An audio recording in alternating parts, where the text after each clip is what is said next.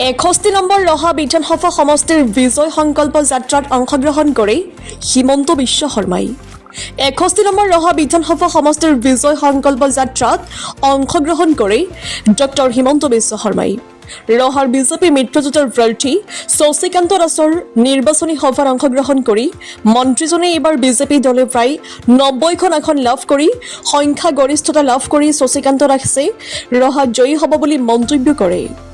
ইতিমধ্যে মই গুৱাহাটীত সংকল্প পত্ৰৰ ওপৰত দীঘলীয়া কৰি কৈ আহিছোঁ। গতিকে সংকল্প পত্ৰৰ ওপৰত মোৰ বক্তব্য আৰু প্ৰেছ অলৰেডি টিভিত ওলাই আছে।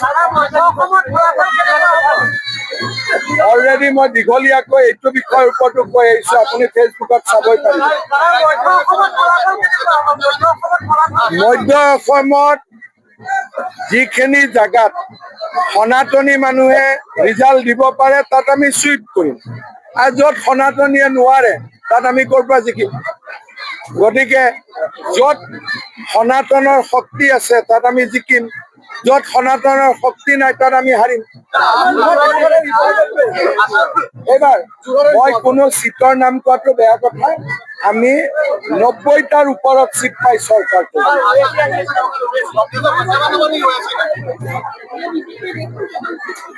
মল্লিকাৰ্জুন খাৰ্গে কোন, তেওঁৰ আটা পাতাটো কি, মই চিনিয়ে নাপাওঁ তেওঁ কোন।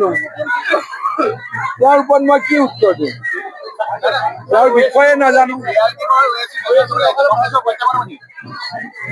বিজেপিয়ে 90টাতকৈ বেছি চিট পাব। এজিপি বিজেপি বিপিএফ মিলি আমি চৰকাৰ কৰিম। বাকী 36টা বা 25টা চিটত কি হৈ আছে তাৰ খবৰ মই ৰখা নাই। ৰহাত একো প্ৰত্যাহ্বান, ৰহাতটো ক্লিন চুইপ, ধুনীয়াকৈ জিকিব শশীকান্ত দাস।